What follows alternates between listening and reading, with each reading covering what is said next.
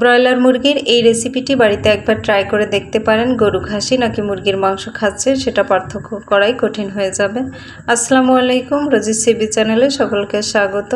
আজ আমি ব্রয়লার মুরগির এমন একটি রেসিপি করে দেখাবো যেভাবে তৈরি করলে কেউ বুঝতেই পারবে না যে এটা ব্রয়লার মুরগির মাংস। গরু বা খাসির মাংসের মতো শক্ত হবে আর স্বাদে ঘ্রাণেও সম্পূর্ণ চেঞ্জ পাবেন ইনশাল্লাহ। একটি লাইক দিয়ে সম্পূর্ণ রেসিপিটি দেখার অনুরোধ রইল। তো চলুন রেসিপিটি তৈরির প্রসেসটা দেখে নেওয়া যাক। রেসিপিটি তৈরির জন্য আমি এখানে 500 গ্রাম ব্রয়লার মুরগির মাংস রেগুলার সাইজের কেটে নিয়েছি। এর মধ্যে আমি 2 টেবিল চামচের মতো লেবুর রস দিয়ে দেব, লবণ দিয়ে দেব 1 চা চামচ। এখন লবণ ও লেবুর রস মাংসের সাথে ভালোভাবে মিশিয়ে নেব। এভাবে লবণ ও লেবুর রস মাখিয়ে 5 মিনিটের মতো রেখে দেব। 5 মিনিট পর নর্মাল পানি দিয়ে মাংসটাকে ধুয়ে নেব। এভাবে লেবুর রস ও লবণ দিয়ে ব্রয়লারের মাংস ধুয়ে নিলে মাংসে কোনো গন্ধ থাকে না, আর মাংসের মধ্যে যে সাদা সাদা ময়লা থাকে সেটা পরিষ্কার হয়ে যায়।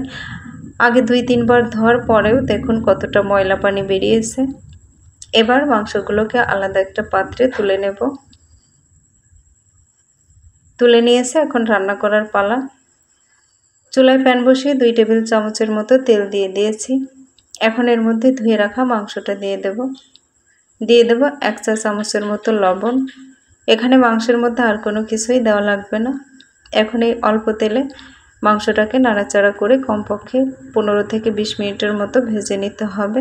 আর এই ভাজার সময়ে অবশ্যই লবণ দিতে হবে, এতে মাংসের পানি বেরিয়ে মাংসটা শক্ত হয়ে যাবে। আর এই পর্যায়ে লবণ ছাড়া আর কোনো উপকরণ ব্যবহার করা যাবে না, এমনকি হলুদও দেওয়া যাবে না।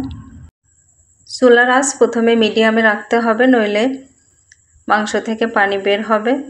পরে লো টু মিডিয়ামে রেখে ভাজতে হবে। আর এই মাংসটা ডুবো তেলে ভাজা যাবে না, অল্প তেলেই ভেজে নিতে হবে। এখানে একটা টিপস দিয়ে রাখি, আর সেটা হচ্ছে যাদের মাংসটা ভাজার সময় প্যানের তলায় লেগে যাওয়ার সম্ভাবনা থাকবে তারা প্যান চুলায় বসিয়ে গরম হয়ে গেলে তেল দেওয়ার আগে প্যানে কিছুটা পানি ছিটিয়ে তারপর পানিটা শুকিয়ে গেলে তেল দিবেন, এতে প্যানের তলায় আর মাংসটা আটকে যাবে না। আর প্রথম দিকে প্যানের নিচে আটকে গেলে সেটা একটু তুলে নিলে তারপর আর আটকাবে না। তো আমি আলতো হাতে নাড়াচাড়া করে লাল কালার করে ভেজে নিয়েছি। মাংসটা ভেজে নিতে আমার 15 মিনিটের মতো সময় লেগেছে। এখন মাংসটাকে আলাদা একটা পাত্রে তুলে নিয়েছি। একই প্যানে আরও কিছুটা তেল দিয়ে এর মধ্যে দিয়ে দেবো 1টা তেজপাতা, 4টা এলাচ, 4টা লবঙ্গ, 2 টুকরো দারুচিনি। এগুলো হালকা ভেজে দিয়ে দেবো বড় সাইজের একটা পেঁয়াজ কুচি। এখন পেঁয়াজ কুচিগুলো নরম হয়ে আসা পর্যন্ত ভেজে নেব। এবার দেব 2 চা চামচ বা পরিমাণ মতো বাটা শুকনো ঝাল, জিরে বাটা 1 চা চামচ, আদা বাটা 1 টেবিল চামচ, রসুন বাটা 2 টেবিল চামচ। আমি এখানে রসুনগুলো কিছুটা খোসা সহ বেটে নিয়েছিলাম, এতে মাংসের ফ্লেভারটা ভালো আসে। আর এই রান্নায় আমি বাটা মশলা ব্যবহার করেছি, চেষ্টা করবেন বাটা মশলা ব্যবহার করার, তাহলে টেস্টটা অনেক ভালো আসবে। নাড়াচাড়া করে বাটা মশলাগুলো বেশ কিছুক্ষণ কষিয়ে নিয়েছি। এবার দেব এই রান্নার গুরুত্বপূর্ণ একটা মশলা, এলাচ, লবঙ্গ, দারুচিনি, গোলমরিচ বেটে এই মশলাটি তৈরি করেছি, এটা দিয়ে দেব 1 চা চামচ। স্বাদমতো কিছুটা লবণ, প্রয়োজন মতো হলুদ গুঁড়া, গরম মশলার গুঁড়া 1 চা চামচ। মশলাগুলো আবারও একটু মিশিয়ে নেব। মেশানোর পর এখন মশলার বাটিটা ধুয়ে মশলা কষানোর জন্য সামান্য পানি দিয়ে দেব। ঢাকনা ছাড়াই মশলাটা প্রথমে 1 মিনিটের মতো কষিয়ে নেব। এরপর ঢাকনা দিয়ে আরও 1 মিনিট কষিয়ে নেব। 1 মিনিট পর ঢাকনাটা তুলে নেব।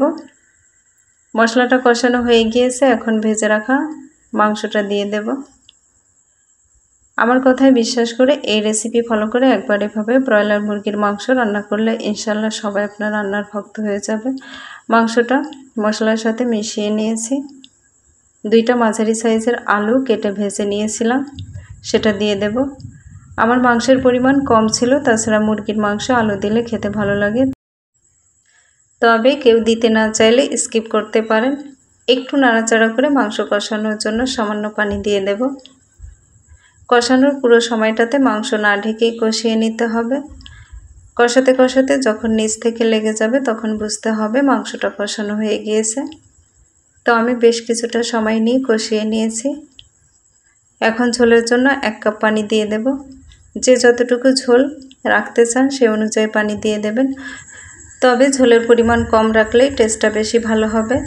এখন ঢাকনা দিয়ে ঝোল শুকানো পর্যন্ত রান্না করে নেব। বেশ কিছুক্ষণ রান্নার পর ঢাকনা তুলে নেব। এখন ফ্লেভারের জন্য 4টা কাঁচা ঝাল দিয়ে দেব। এলাচ ও জিরা ভেজে গুঁড়া করে নিয়েছি, সেটা দিয়ে দেব 1 চা চামচ। ঢাকনা দিয়ে রান্না করব আরও 2 মিনিটের জন্য। 2 মিনিট পর ঢাকনাটা তুলে নেব। ফাইনালি আমার রান্নাটা হয়ে গিয়েছে। তো আশা করি আজকের রেসিপি ভালো লেগেছে, আর ভালো লেগে থাকলে প্লিজ চ্যানেলটি ফ্রিতে সাবস্ক্রাইব করে বেল বাটন অন করে রাখবেন। পেজ থেকে দেখে থাকলে ফলো দিতে ভুলবেন না। শেষ করছি, আল্লাহ হাফেজ।